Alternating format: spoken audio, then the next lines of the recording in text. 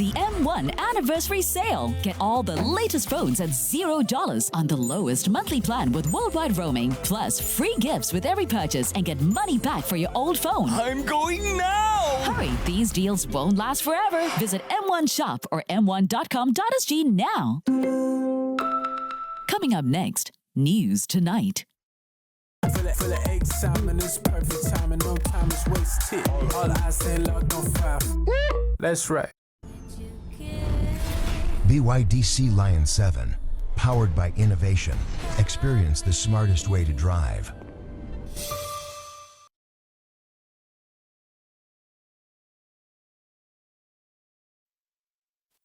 This is News Tonight. Good evening, I'm Genevieve Wu. Tonight's top stories. The People's Action Party teams fanned out across the island today to thank voters for the decisive victory at the polls. Some said they will speak to residents to understand issues better, while others want to hit the ground running. Meanwhile, the Workers' Party chief praised his party candidates for fighting hard amid the national vote swing for the ruling party. And leaders from around the world and the region congratulate Prime Minister Lawrence Wong and the PAP on their election victory. Plus, looking back on the PAP's win in this general election, the party secured over 65% of the national vote, an upward swing from over 61% in 2020, and now has a supermajority of 87 of 97 seats in parliament.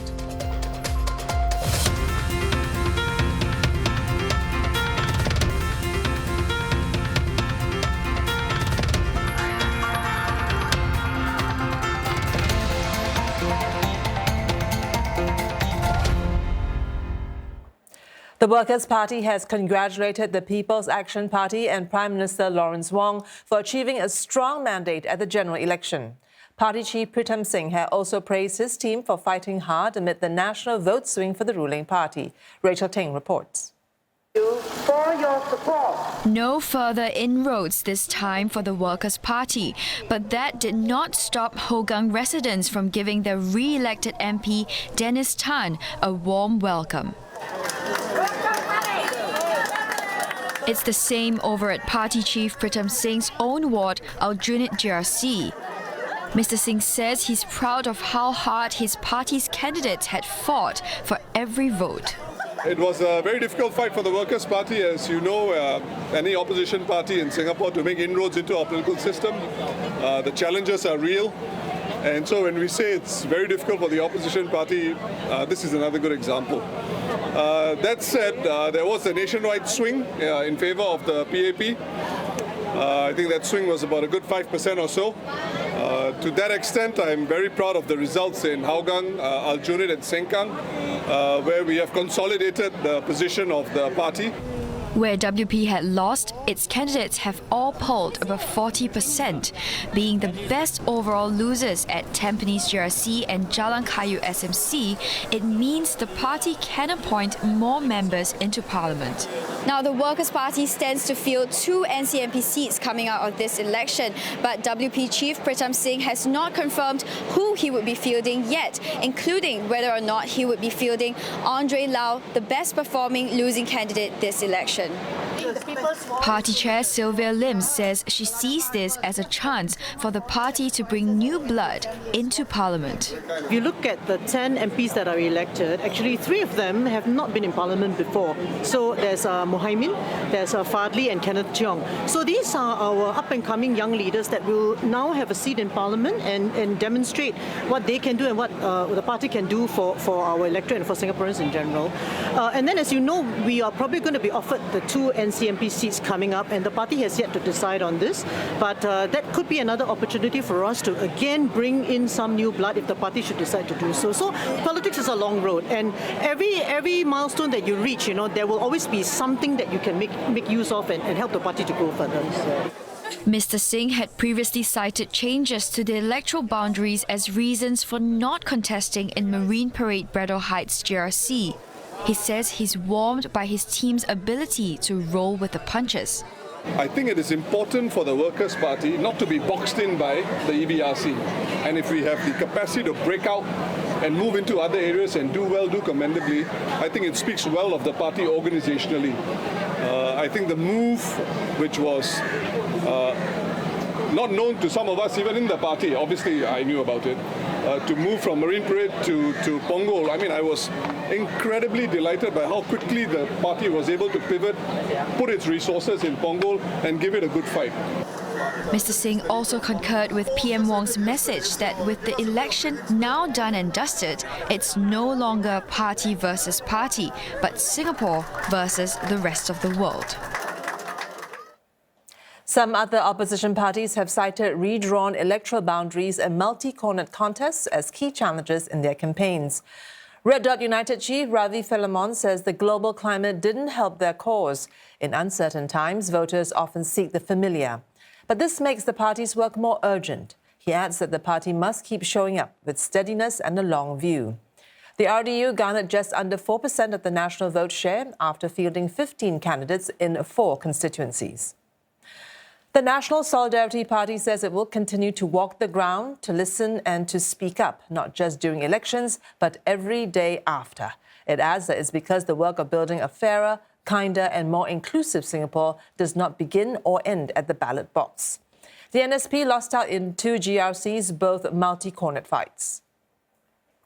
The People's Power Party says it will reflect on its performance and carefully chart its path forward. That's with the interests of Singapore and fellow Singaporeans as its highest priority. The PPP also lost out in 2 GRCs. Senior Minister Lee Hsien Loong says the PAP team at Ang Mo Kio will work closely with residents to build a better community and contribute to a better Singapore. He and his team spent about 4 hours thanking residents for their support.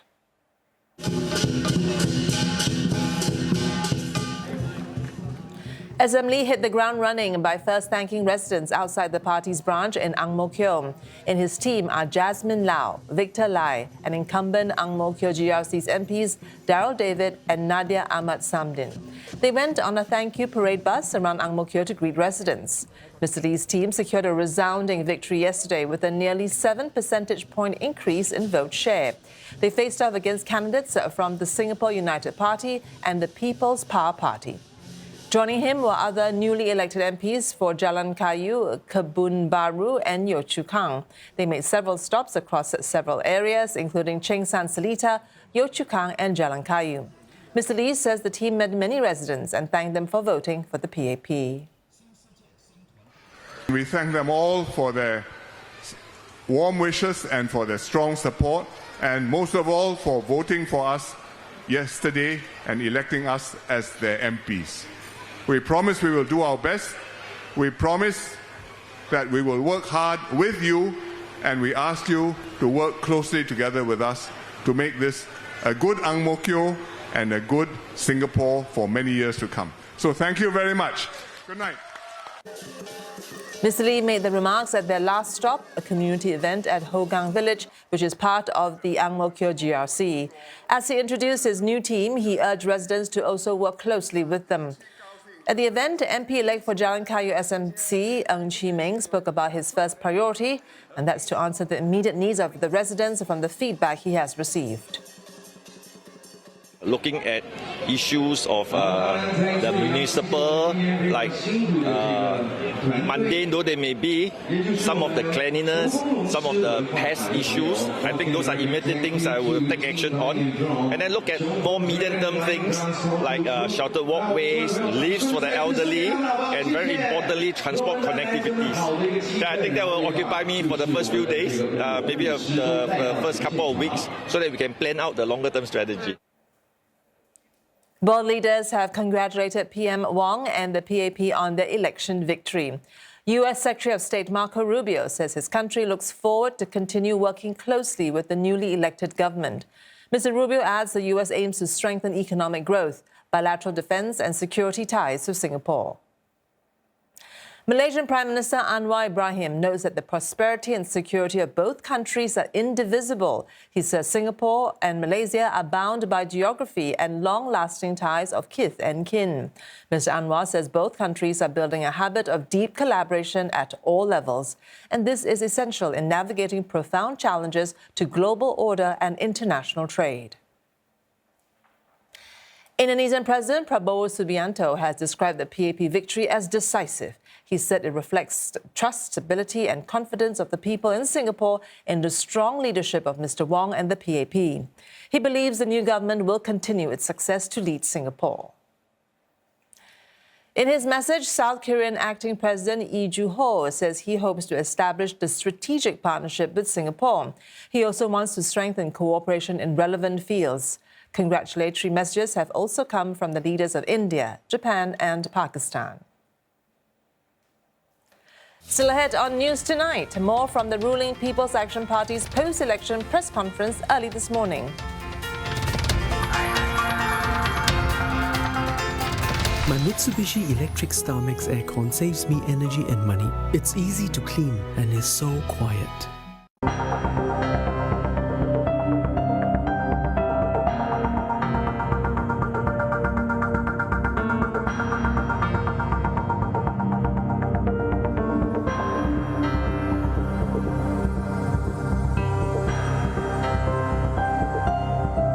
Last chance to try the Samyang Bulldog Double Down. Spend at least $15 at KFC and win free concert tickets, merch and more. There's more than meets the eye on your top drama picks on 5. When life turns up the heat. I know who you are, okay? Keep calm. Yeah, it'll protect you. And never retreat. Help me, I'm innocent. The mystery takes flight, but the killer is nowhere in sight. So what's the real target here? The deeper the conspiracies go, all you can do is just to follow. The stakes are truly high. This May on your top drama picks on 5. How do you like your mornings? I love it when I can sleep in the morning. I love it when I have hash browns. Mutton. Yes, Mutton. I just got hired as a fitness model. What? Yeah, I'm the before picture. If you like morning laughs and the best mix of music, listen to the Muttons in the Morning on Mediacorp Class 95. Download Me Listen now. Life of students in higher education in India is very stressful. I just eat and study, there's nothing else. It's a very unfortunate period for the young people of India. Has India joined some Asian countries as having the most stressed out students? It's either you get an admission or you're a failure for life. Competition in India in higher education is very high. Seeking admission into a good college is quite stressful. Insight, Thursday on CNA. The M1 anniversary sale is here, and the discounts are bigger than ever. Really? Get $0 on all the latest phones from Samsung, Oppo, Honor, and more. Yes, $0. And enjoy the lowest monthly plans starting at $48.95 per month. Wow! The M1 anniversary sale. Get all the latest phones at $0 on the lowest monthly plan with worldwide roaming, plus free gifts with every purchase and get money back for your old phone. I'm going now! Hurry, these deals won't last forever. Visit M1 Shop or m1.com.sg now. Back to News Tonight.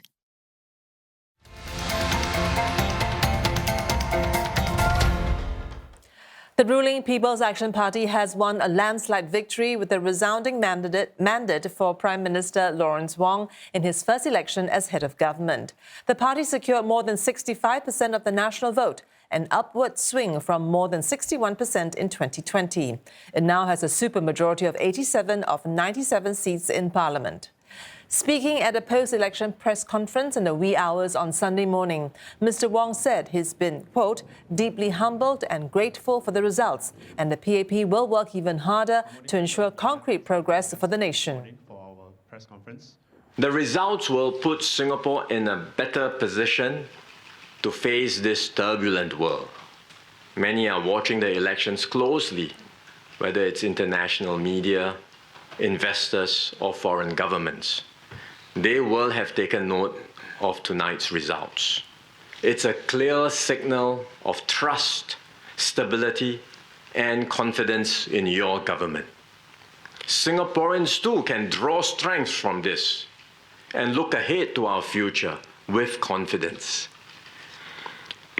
To all Singaporeans, I say, the results will motivate us to work even harder for you. We will do our best to serve you and improve your lives. To all newly elected PAP MPs, I would remind everyone that the mandate we have received is a heavy responsibility to take good care of our constituencies, to engage our residents, build deep relationships with them, and bring forward their voices in Parliament. And also to advocate and champion causes that matter to Singaporeans so that we can have robust debates in Parliament and secure a brighter future for all. Following the general election, PM Wong says his immediate task is to form the next cabinet. He expressed his gratitude that Singaporeans voted in all his key people and he's been given a chance to put together the best team for the country. I'll have to look at the individuals and see how best to assign them to the right responsibilities based on their strengths, based on their contributions. And at the end of the day, make sure that we have a good, solid team that can work together, complement each other based on our different skill sets, and work effectively for Singapore. Mr. Wong did not reveal many details, saying the lineup will be unveiled when it's ready. 4 ministers retired ahead of the polls, and the role of Defence Minister is also vacant. He did, however, acknowledge the possibility that Jalan Kayu MP-elect Ng Chee Meng might be part of the cabinet again.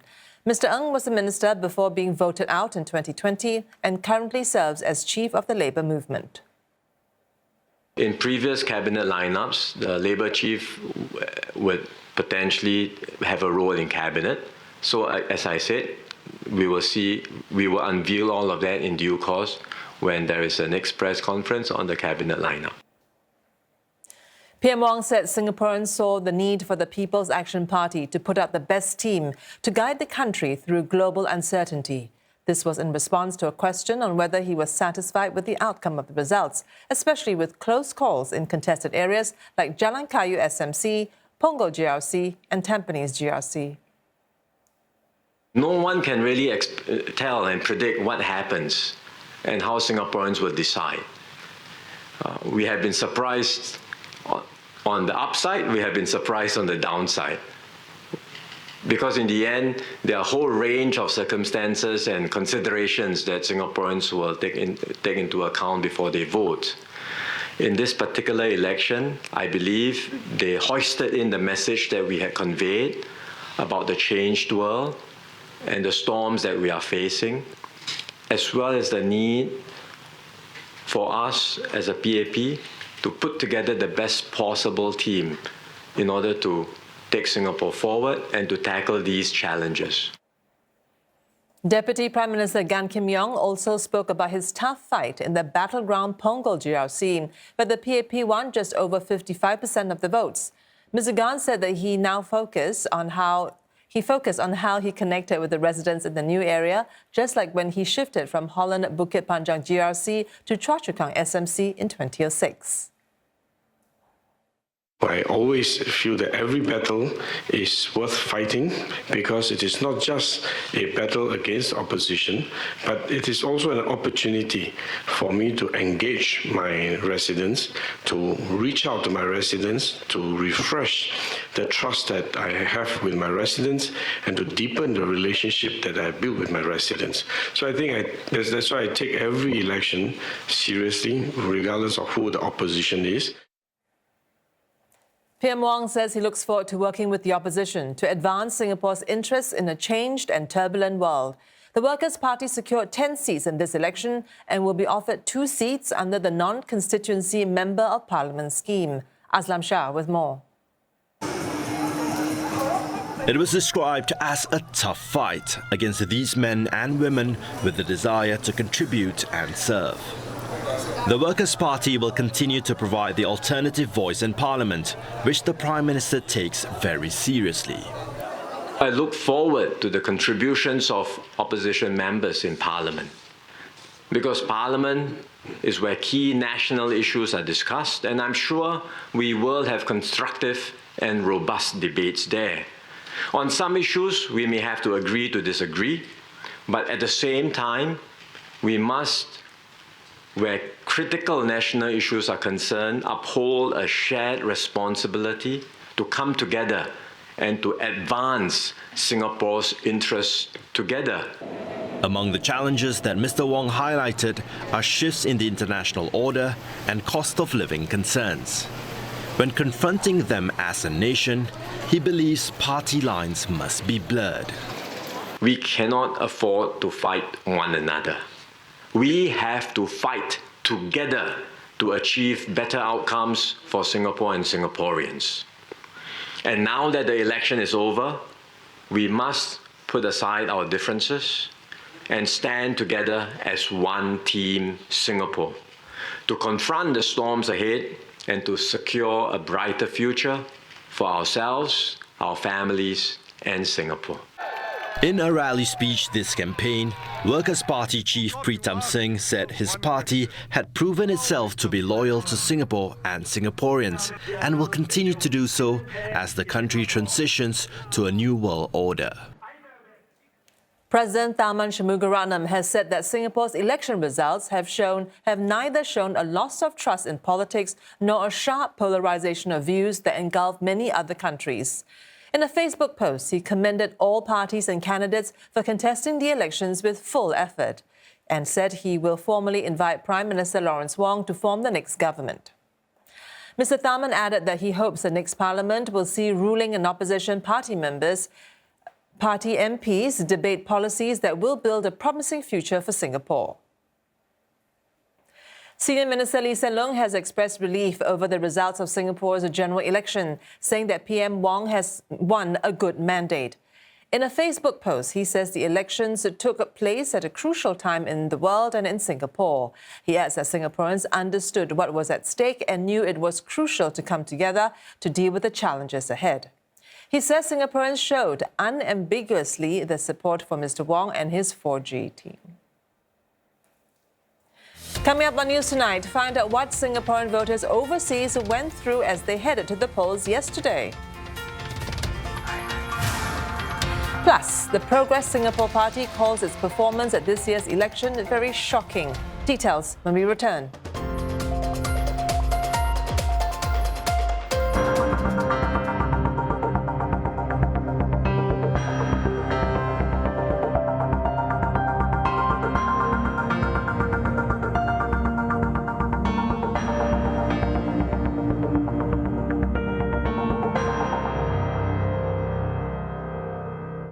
Weather Report brought to you by Mitsubishi Electric.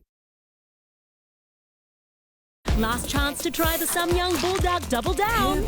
Spend at least $15 at KFC and win free concert tickets, merch, and more. No, I know you don't believe that, Innocent, okay? But I do believe you. This week on Provocative. You were in prison for years and I just accepted that. I'm so sorry.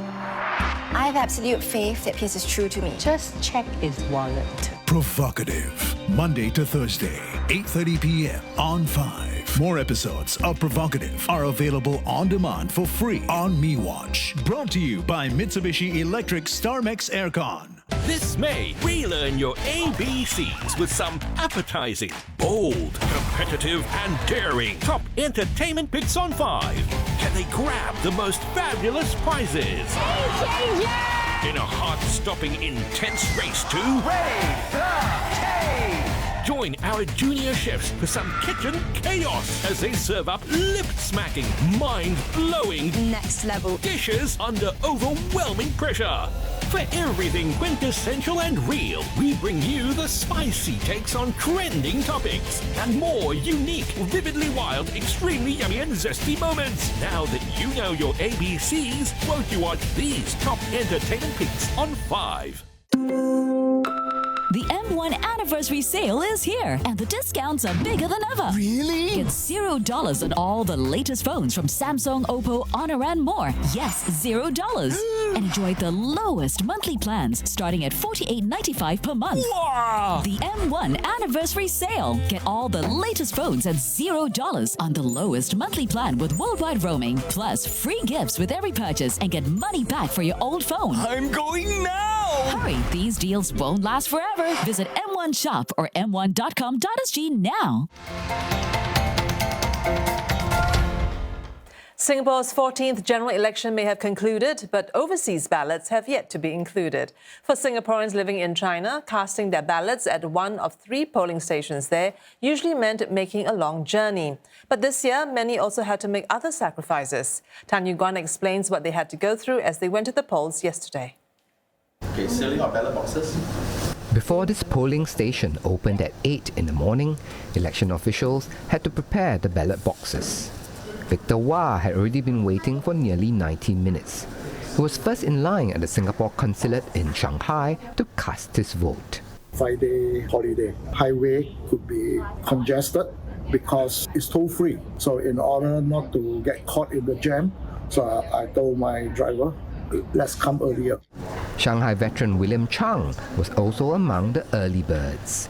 His flight from Europe only landed 2 hours ago.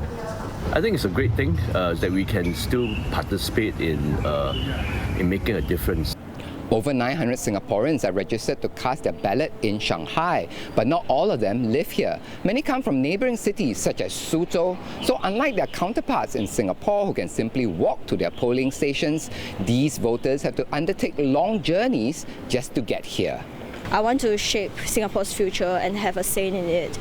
To make the journey easier, one Singapore company decided to charter a bus for Singaporean employees from Chitong, about 2 hours from Shanghai.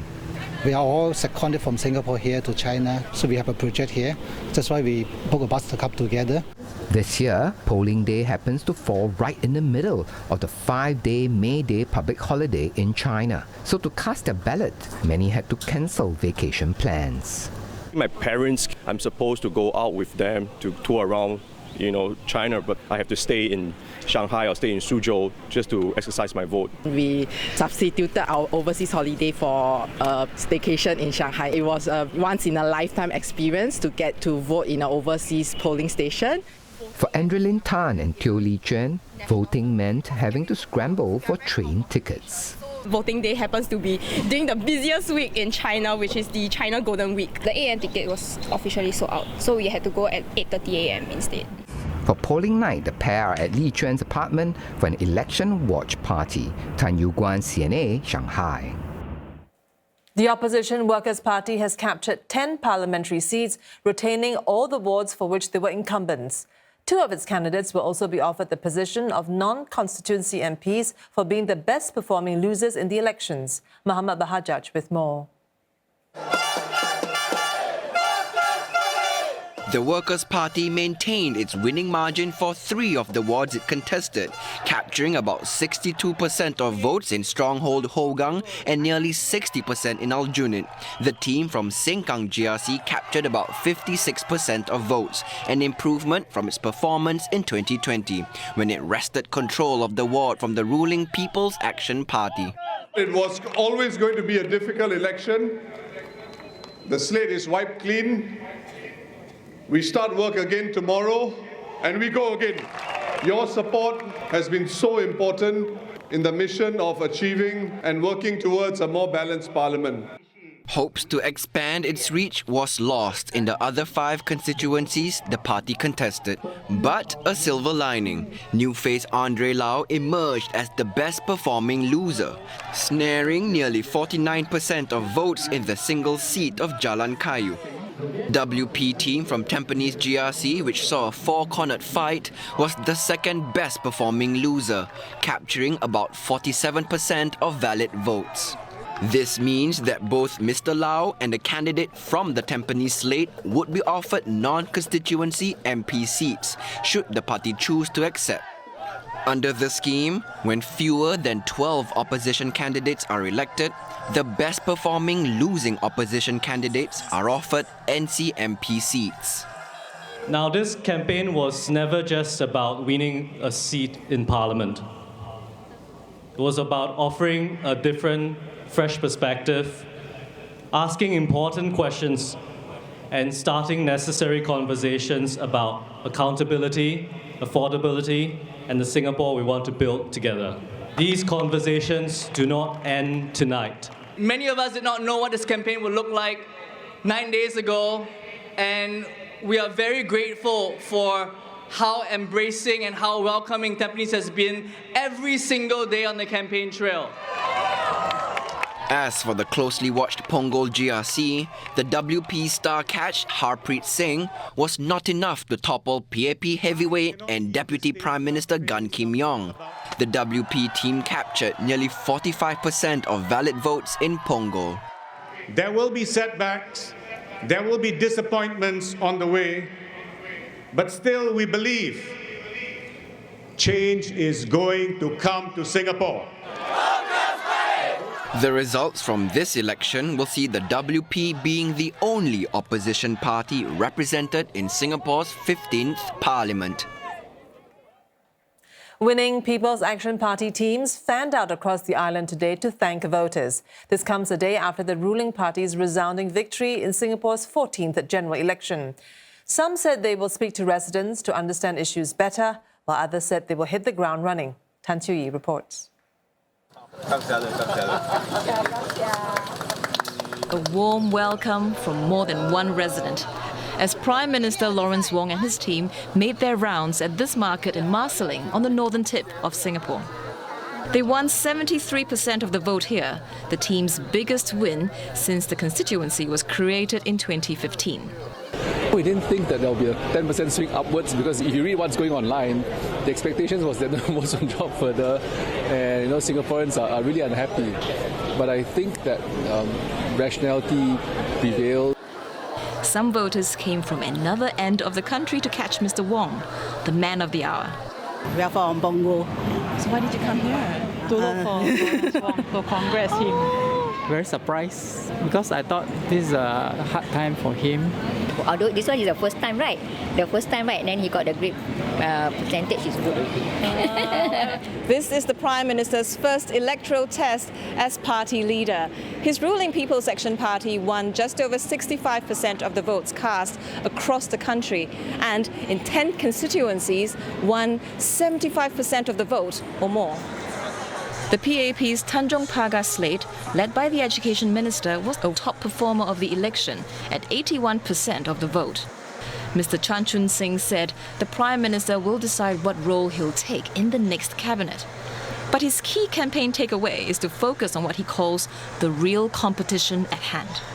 The real competition is Singapore with the rest of the world, and we want to make sure that we have the best team with the strongest support so that when we negotiate with the rest of the world, when we want to create opportunities, we want to do a new deals with the rest of the world can look at Singapore with confidence that our people are cohesive and united and working together with the government. That is our strongest, if you like, our strongest chip on the table. The PAP's Tampines GRC team won with a close 4.65 percentage point margin against the leading opposition Workers' Party in a rare four-cornered fight. Anchor Minister Masagos Zulkifli called for unity, saying it's now time to heal the divide. We just finished G, so give us time. We want to go back to the ground, understand what these are, where they are really deep, and where we need to bring people together for them. I think we have done this over the years, and Singaporeans, at the end of the day, love Singapore, and they know what's important and how to move forward. At the 5-seat East Coast constituency, Culture, Community and Youth Minister Edwin Tong told reporters one priority for his team would be the refreshed East Coast plan. It includes Joo Chiat, previously part of Marine Parade GRC. Each of us will look after different aspects of the plan, coming together and integrating Joo Chiat with the rest of East Coast as well will also be part of the priorities. National Development Minister Desmond Lee's West Coast Jurong West GRC saw the closest contest in 2020, but clinched a comfortable 60% of the vote this time, beating the Progress Singapore Party once again. We're very encouraged by the response of residents. We made clear to them that we don't take their support lightly. We want to make sure we continue to support them, that we will not let them down. Also up and about this morning, the PAP's Jurong East Bukit Batok team, led by Sustainability and Environment Minister Grace Fu. The Progress Singapore Party calls its performance in this year's polls very shocking. None of its candidates will be returning to Parliament after losing both its non-constituency MP seats. The party also did not break 40% of the vote share in any constituency it contested, slipping from its first outing in the 2020 polls. Deborah Wong and Nikhil Kata with this report. By midnight, the Progress Singapore Party's headquarters was empty. Chairman Dr. Tan Cheng Bock had led his team out the door without a word to the media. The 85-year-old party founder earlier said that this was his last shot at the polls. At about 10:30 p.m. when the sample count results came in, it showed that PSP did not win in any of the 6 constituencies. It also showed that they did not perform as well as in GE 2020. Now, there was supposed to be a media conference here at the party headquarters, but it was cancelled before the actual results came in. Now, party chief Leong Man Wai eventually came out to speak briefly to the media, although he did not take any questions, but he said that the party will be back. The results is very shocking to us, but the people have spoken. We will study seriously and humbly into the results and to reconsider how we can gain further trust from the people in the future. We may need to review our strategy and the way we do things. We may need to regroup ourselves so that we can fight another day. The party fielded fewer candidates this election, believing quality would deliver a better result. But it was not to be. The party's leaders gave PSP its best showing in the keenly watched battleground of West Coast Jurong West GRC. Even so, this was a drop of more than 8 percentage points than its best performance in 2020. Although PSP did not have an approved assembly centre, CNA was at an unofficial gathering of volunteers and party members. Here at Taman Jurong, a handful of PSP supporters had gathered in this coffee shop to await the news. And reactions are very much muted as the results started coming in, capping off a disappointing election campaign for the Progress Singapore Party. Mr. Leong arrived slightly before midnight. He thanked supporters and assured them that the party will continue to work hard and serve Singapore. He had earlier said that the party's policies will chart the path forward beyond the legacy of its founder. It was a disappointing end to the night for most opposition parties, which failed to make inroads in Parliament and performed worse than in the previous election. One party also received the lowest vote share in Singapore's history. Kenneth Lim with more. As ballot boxes arrived at counting centres, hope rose in the opposition camp. I'm excited. We hope that there'll be a surprise. But as sample counts came in, expectations of making surprise inroads turned to shock. My jaw just dropped when I saw Bukit Panjang's results, as well as our 2 other constituencies in Sembawang and Marsiling UT. Dr. Chi was referring to SDP Chairman Dr. Paul Tambaya's results in Bukit Panjang SMC, in which he garnered 38.59% against the People's Action Party. In 2020, Dr. Tambaya received 46.26% of the votes in the same ward. Dr. Chi also narrowly missed out on the non-constituency MP seat. Just to thank all of you for your enthusiastic support. I just wish we had better results for you. Other opposition parties also failed to make headway, many faring worse than in the previous election. In Bishan Toa Payoh GRC, the Singapore People's Party garnered 24.79% of the vote, lower than the 32.77% it received in 2020. Singaporeans, they would say they vote for you, but I don't know whether they actually vote. When I walk around, people say they vote, they support, they vote. Yeah, it looks like many people say they vote for me, but then when the result come out, it is quite low. So I also cannot reconcile this difference. Meanwhile, multi-cornered fights saw some opposition parties losing their election deposit. The People's Power Party received less than the 12.5% of the votes needed in Tampines and Ang Mo Kio GRCs to keep their election deposits. This is the second property that I've sold to finance an election like that. Right? I will take responsibility for the losses, most of the losses.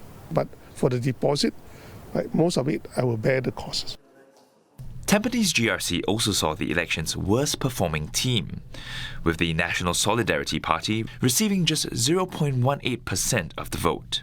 And in a three-cornered fight in Potong Pasir SMC, the People's Alliance for Reform's Secretary General Lim Tian received 8.35% of the votes, also losing his election deposit. In a statement, while he says the results are disappointing for the entire opposition, Mr. Lim said the party will reorganize and come back stronger. As one party chief reflected, current global conditions made all the difference. I think the swing has gone to the PAP. It is not unexpected. In a global turmoil, it is reasonable for the people to expect the people to turn towards safe harbor. But amidst the disappointment, one party chose to see the silver lining. Compared to the last election, 23, and today, now it's 33, it's an improvement. Yeah? Everything must be step by step. No? We are not disappointed. Mr. Lim said he hopes with the result, more people will be encouraged to join the SDA and make it better for future elections. 27 candidates will lose their election deposits of $13,500 each. It's the highest number in a general election since the group representation constituency system was established in 1988. That's after they failed to garner at least 12.5% of the vote in their respective contests. The Singapore United Party, led by Andy Chu, fell short contesting in the 5-member Ang Mo Kio GRC and obtained 10.84% of the vote there. Contesting in the same GRC, William Lim's People's Power Party finished with 10.21%. These two parties went up against Senior Minister Lee Hsien Loong, whose PAP team garnered nearly 79%. People's Alliance for Reform chief Lim Tian secured 8.35% contesting in Potong Pasir SMC. His fellow party member Kumar Apavu in Radin Mas SMC received 7.36%. Both SMCs were three-cornered battles. Spencer Ng's National Solidarity Party gained 2.32% in Sembarang GRC. It was the third time he and his party were contesting there. Tampines GRC's four-cornered fight saw two parties lose their deposits. The People's Power Party, led by Goh Meng Seng, received 0.43%. Reno Fong's NSP won 0.18% of the votes. This was the fourth straight election he and his party were contesting in Tampines GRC. Coming up on the news tonight, Australia's Anthony Albanese defying a so-called incumbency curse, being re-elected as Prime Minister with a landslide win. Plus, Chinese President Xi Jinping and his Russian counterpart Vladimir Putin will soon meet face-to-face in Moscow.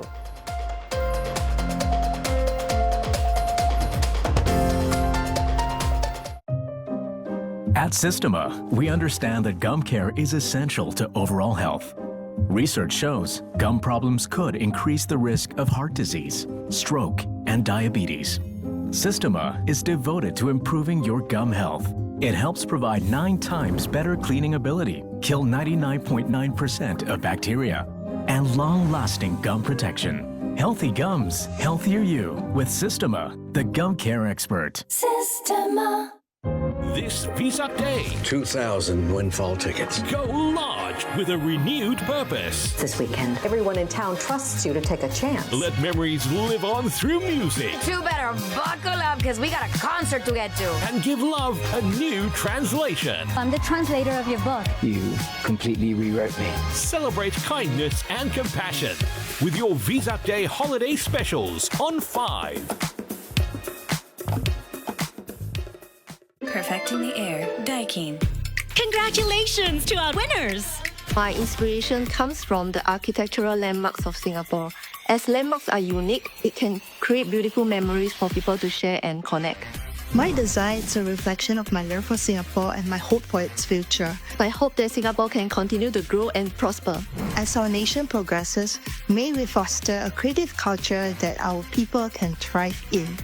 Happy 60th birthday, Singapore! Also discover the inspirations behind Tikam Tikam by Valerie and more winning designs on sg60.mediacorp.sg. Design from PP is organized by Mediacorp. Brought to you by main partners Caltex with Techron, the fuel that helps you drive further. Progress awaits. This is Audi, presented by Shopee with the following brands available on Shopee. Holistic Way, Singapore's #1 health supplement brand. Ocean Health, Singapore's #1 omega-3 brand. Hi, I'm Jermaine Tan from 987. And Jose Liang from Yes 93, and we're inviting you to a very special event, Mediacorp's Connect Plus. Join us at our 30-minute virtual events offering you affordable and effective marketing solutions. Across digital, plus social, plus TV, plus radio, plus outdoor. 4 days only, 13th to 16th May. Register now to secure your place. Mediacorp Connect Plus.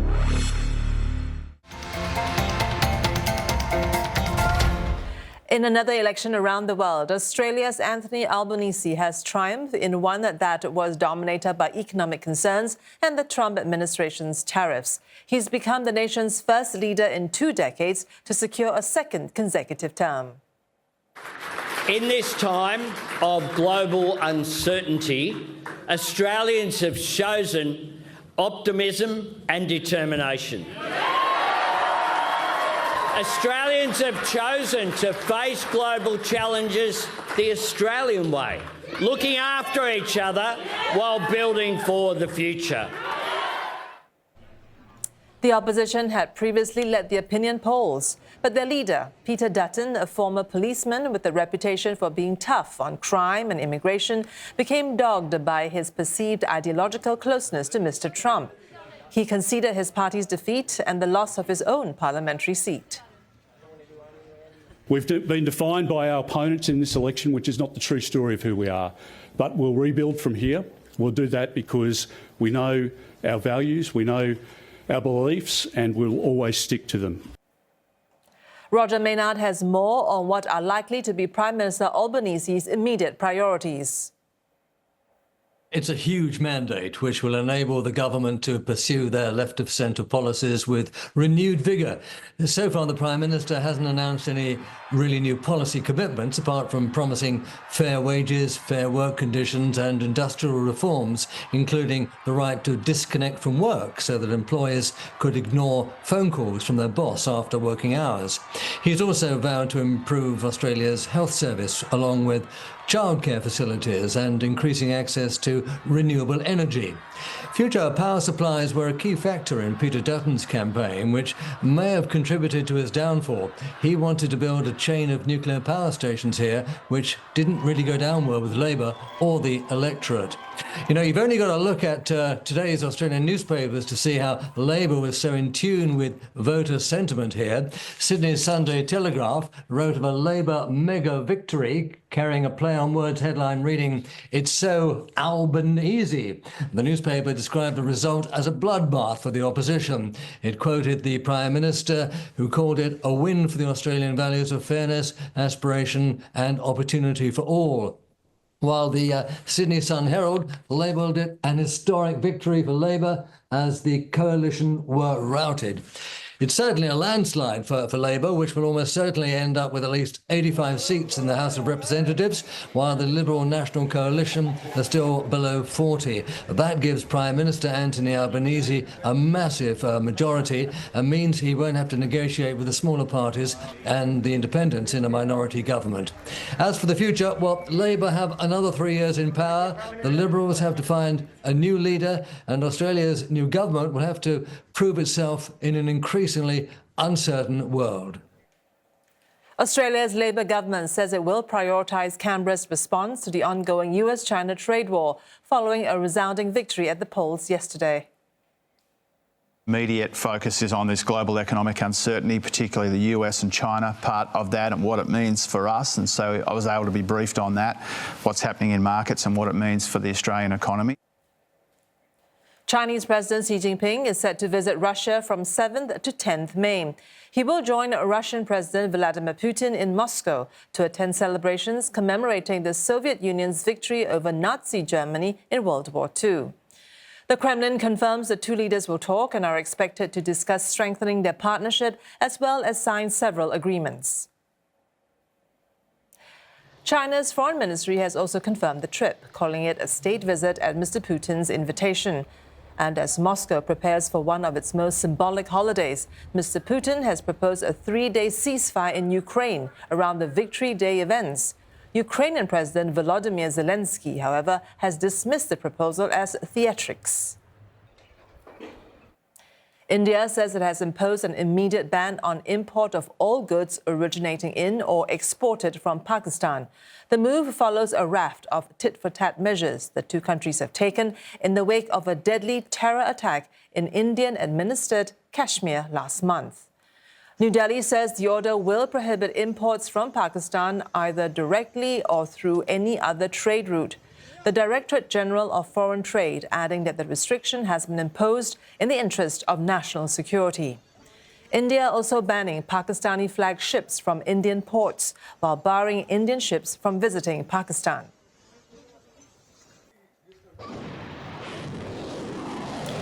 Pakistani military, meantime, saying it has test-fired a surface-to-surface missile with a range of 450 kilometers. It said the test was aimed at validating the operational readiness and technical parameters of the weapon system. Pakistan has claimed it has credible intelligence that India intends to launch a military action. It's the end of an era for the Oracle of Omaha. In a shock announcement, Warren Buffett said he's stepping down from Berkshire Hathaway at the end of the year. His retirement caps a 6-decade run at the conglomerate, where he built a reputation as one of the most successful investors in the world. During the company's annual shareholder meeting in Omaha, 94-year-old Buffett said it was time for Vice Chairman Greg Abel to take over the reins. Buffett said Abel hadn't been aware of his plans prior to the announcement, though he had told his children about his decision. It caps a remarkable 60-year run where Buffett transformed Berkshire from a failing textile company into a trillion-dollar conglomerate. The company boasts nearly 200 businesses, from Geico car insurance to the BNSF Railroad and Dairy Queen ice cream.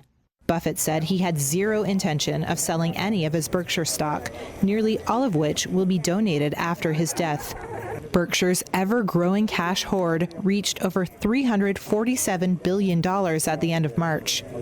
The meeting comes amid a roller coaster start to the year from markets, which have reacted to uncertainty over trade policies as the Trump administration imposes tariffs. Buffett started the day by telling shareholders that trade should not be a weapon, and the United States would be better off if other countries shared its prosperity. 62-year-old Abel has been a Berkshire vice chairman since 2018. Before we go, Prime Minister Lawrence Wong says expanding beyond common spaces and reaching across lines of differences are ways to maintain the deep racial and religious harmony. He also warned about the growing trends of racial and religious division around the world. Here in Singapore, we have something precious. We have harmony in our multiracial and multi-religious society, and that's something we must always cherish and protect. What we have achieved did not happen by chance. In the early years, we too experienced racial and religious strife, but we worked hard, we persevered. PM Wong was speaking at the Singapore Buddhist Federation's Vesak Day celebrations. He also highlighted that with religious communities working together, Singapore became one of the most peaceful and united societies in the world. He also lauded the Federation's contributions to many racial and religious activities beyond Buddhism. This includes the Harmony in Action fundraising campaign that provided humanitarian aid for Gaza. And that's News Tonight. Join us again tomorrow. Good night.